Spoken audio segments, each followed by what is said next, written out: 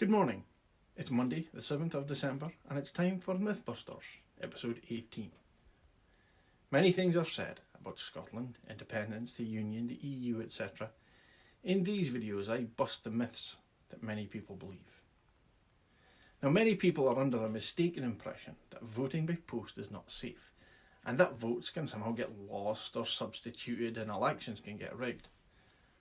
But I'm afraid that's just not true in the UK. Voting by post is very safe, and I wholeheartedly encourage it. Now, if you listen to the likes of Donald Trump, you'd think that postal voting was about the worst thing that could happen to a democracy. Now, it may be the worst thing that's happened to him, but it is essential to a fully functioning and inclusive democracy. Around 20% of voters in the UK choose postal voting, and it is very, very safe. Firstly, because the chain of custody is very secure. Step 1 in the process, a postal vote is requested and delivered to a voter. Step 2, the vote is posted to the local council and held in ballot boxes in a secure room. Step 3, on polling day, the postal votes are transported to the count by the local police. Step 4, at the count, votes are opened and counted in front of monitors from each party, who get to watch every single vote counted, even the postal ones. Now, having taken part in election counts personally, I can assure you that any fiddling would be extremely difficult. But don't just take my biased SNP take on this. At each table there are 3 count staff and observers from each party. Every vote at my table was observed by myself on behalf of the SNP, as well as Conservative, Labour and Lib Dem observers. Could it be fiddled? Well, it's not entirely impossible. It's not unusual during canvassing for party representatives to ask voters if they want to be registered for a postal vote. Usually when this happens, the party rep will give the voter a postal vote form. Now, this isn't unusual. I always carry postal vote forms when I'm out canvassing. All parties do this, and there's nothing wrong or unusual in it. But in the 2017 election, a party rep was caught attempting a fiddle. The offer of a postal vote form was made, but on this occasion, the voter was also given a free post envelope to the local party office. He was told to post his vote back to the local party office, and then they would post him on a big badge on his behalf. When the voter got his postal vote form, included in his little package was a prepaid envelope back to the council. Now, he found this at odds with the instruction from the party rep, so he called the council, and the council then involved the police. On being investigated, the party rep confessed that he intended to screen the votes and bin the ones against his party. Now, this was an isolated case and was totally down to the individual. It was not sanctioned by his party, but this case was very, very rare, and I'm not about to name and shame the party either. Basically, the chain of custody, once your vote enters the mail system, is very secure.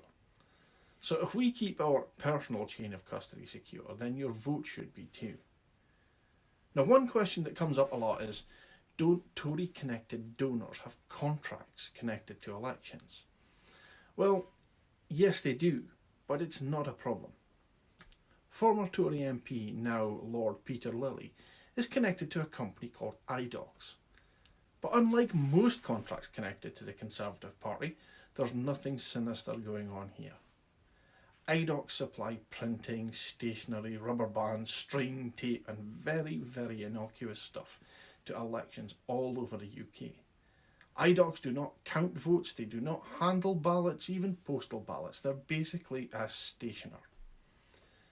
iDocs have been given contracts repeatedly by the Scottish Government, which is not as famous for chumocracy as Westminster is. Now, this connection has been raised repeatedly, some think in a bid to raise suspicion about the postal vote.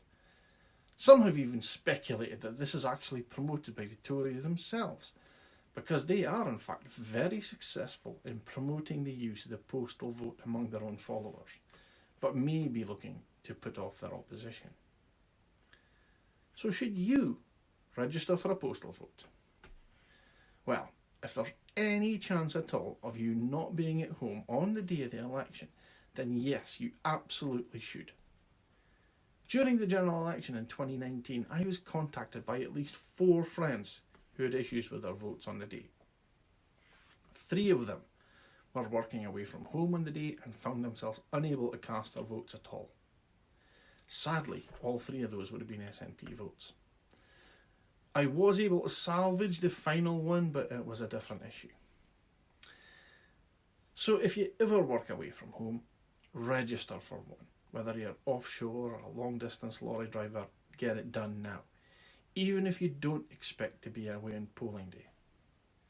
Also, we all know that life can sometimes get in the way, and that something may come up on polling day preventing you from voting. Research has shown that people who have a postal vote are more likely to use it, and you'll also have longer to use it as you can cast it on any day up to the deadline. What other options are there? Well, obviously, you can cast your ballot in person at the polling station, and you can apply for a proxy vote, where you nominate someone else to vote for you. And finally, if it all goes wrong and you don't receive your polling card in time, you can present yourself with identification at your polling station on election day and request an emergency ballot. If there's even the chance you may not be at home on the day of the ballot, apply for a postal vote. It is secure, it is safe, and then you know that your vote has been cast. But most importantly, take a few minutes to register to vote and ensure your household is too. What else can you do? Well, make sure that you, your household, your colleagues and friends are all registered to vote, especially if any of them have moved house recently. From the SNP side, be aware that the franchise for the Scottish election in May is slightly different to the UK general election. The minimum age is 16 years old in Scotland, not 18 as in UK general elections. The election is open to all Scots residents. As an example, my wife is foreign. She has leave to remain, but she is not a citizen yet. She can vote in the Scottish Parliament election. EU settled status residents can also take part. The UK franchise is only open to UK citizens. As a political campaigner, I'm going to register for a postal vote. Not because I'll be away from home or anything like that, but so that I can spend the entire day campaigning. Folks, thanks for watching. Please feel free to share the video with anyone you like, especially undecided voters. I'll put links to the Register to Vote website in the comments. Thank you.